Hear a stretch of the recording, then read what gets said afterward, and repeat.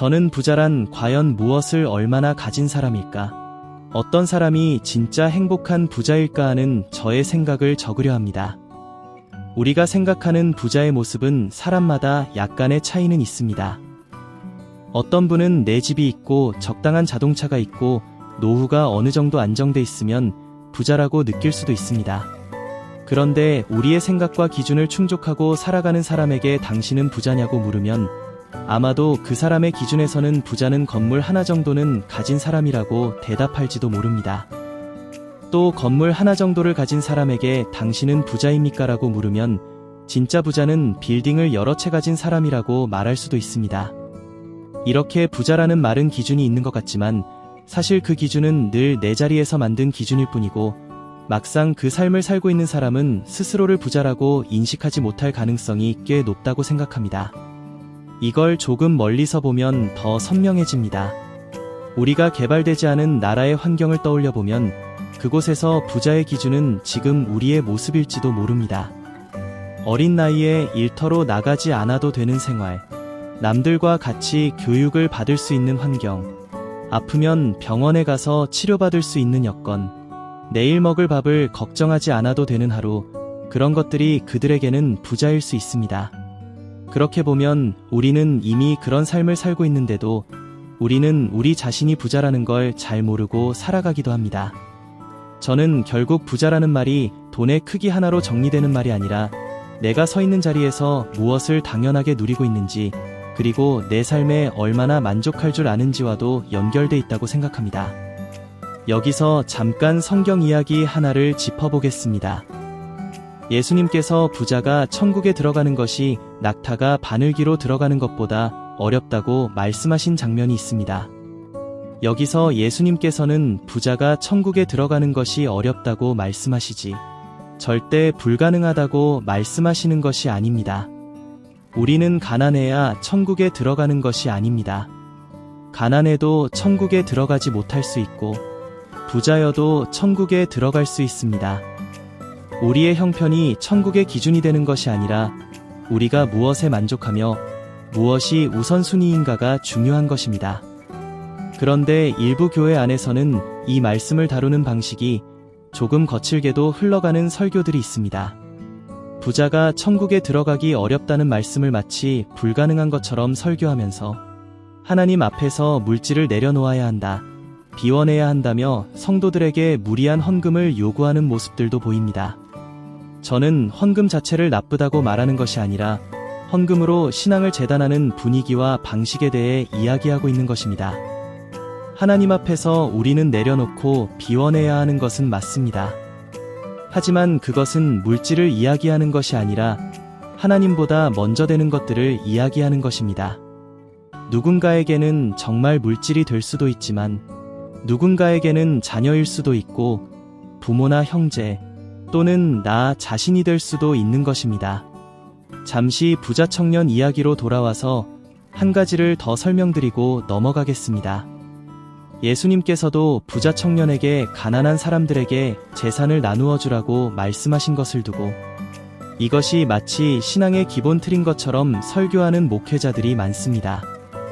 예수님께서는 어떤 이에게는 기적과 이적을 행하시고도 그 일을 소문내지 말라고도 말씀하시며 또 어떤 이는 예수님을 따르고 싶어하나 허락하지 않으시기도 하십니다. 그런데 부자 청년에게는 가진 것을 팔아 가난한 자들에게 나눠주고 나를 따르라고 하셨습니다. 그 부자 청년에게는 그 청년만의 사명인 것입니다. 그도 제자처럼 예수님을 따르며 훈련받을 수 있는 사명의 기회가 주어진 것입니다. 이 개인의 사명을 이해하지 못하고 하나님을 믿는 신앙의 기본 원칙처럼 바꿔버려서 부자 청년이 받은 사명을 모든 성도의 기본 신앙생활로 포장하고 결국 교회의 생활의 무리가 갈 정도의 헌금을 내어 놓는 것이 참된 신앙인 것처럼 말하는 목회자들이 많습니다. 내려놓아야 할 것은 돈이 아니라 하나님보다 더 의지하는 것들입니다. 이제 다시 현실 이야기로 돌아가 보겠습니다. 한때 행복지수가 높았던 나라들이 최근에 들어서 행복지수가 굉장히 떨어졌다는 기사들이 나오곤 합니다. 저는 이런 변화가 비교와 무관하지 않다고 봅니다. 스마트폰이 보급되고 다른 나라 사람들의 삶을 쉽게 들여다보게 되면서 비교가 훨씬 쉬워졌기 때문입니다. 우리나라도 조금만 시간을 거슬러 올라가면 텔레비전 하나만 놓고 보아도 텔레비전이 있는 집과 없는 집 정도로만 갈리던 시절이 있었습니다. 그런데 지금은 텔레비전 하나만 보더라도 브랜드로 나뉘고 크기로 나뉘며 또한 패널이 무엇인지로 나뉘고 그 밖에도 비교할 항목이 끝없이 세분화되었습니다. 단순히 있고 없고의 문제가 아니라 누구는 어느 브랜드의 몇 인치에 어떤 패널이 들어간 텔레비전을 갖고 있느냐까지 비교가 들어갑니다. 점점 차이는 작아졌지만 비교의 기준이 촘촘해지면서 작은 차이도 격차처럼 벌어지기 시작했습니다. 저는 한때 이런 생각을 했습니다. 우리는 옷과 먹을 것만 보아도 과거 시대보다 더 많은 비교 속에 살고 있고 동시에 더 만족하기 어려운 시대에 살아가고 있다고요. 그런데 제 생각이 바뀐 일이 있었습니다. 소파 하나를 장만하게 된 일이 있었습니다. 예전 같았으면 제가 가진 금액으로 집에 소파를 놓는 건 어쩌면 어림도 없는 일이었습니다. 그런데 시대가 세분화되다 보니 아이러니하게도 나만 만족할 수 있다면 작은 금액으로도 충분히 소파를 살 수 있는 시대가 되어 있었습니다. 그러니까 이 시대는 이렇게도 말할 수 있겠더라고요. 내가 만족하지 못하고 비교하기 시작하면 한없이 만족할 수 없는 시대이지만 반대로 나만 만족할 줄 알면 예전에는 사지 못했던 물건들을 저렴한 가격에 충분히 누릴 수도 있는 시대라고요. 제가 어렸을 때는 여름이면 집에서 선풍기를 틀어놓고 다 같이 잠을 자는 것이 자연스러웠습니다.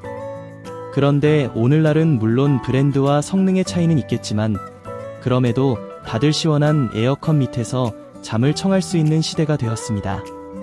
예전에는 부유한 사람들이 누리던 것들을 조금 늦게나마 우리들 또한 자연스레 누리고 있습니다.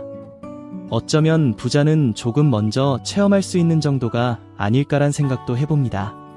저는 이 지점에서 부자라는 말을 다시 정리하고 싶습니다. 부자란 결국 더 많이 가진 사람을 뜻하는 말이 아니라 자신의 삶에 만족할 줄 아는 사람이라는 뜻도 함께 품고 있다고 생각합니다. 그리고 그 만족은 남과 비교를 끊고 내 기준을 세우는 데서 시작된다고 믿습니다. 비교가 세분화될수록 불만족도 세분화되지만 반대로 내 기준이 분명해질수록 만족도 더 가까워질 수 있다고 생각합니다. 그래서 저는 천국에 들어갈 수 있는 부자, 내 삶에 만족할 줄 아는 부자, 마음의 주도권을 하나님보다 먼저 앞서는 것들로 채우는 것이 아니라 하나님 안에서 누릴 줄 아는 부자가 되라고 말하고 싶습니다.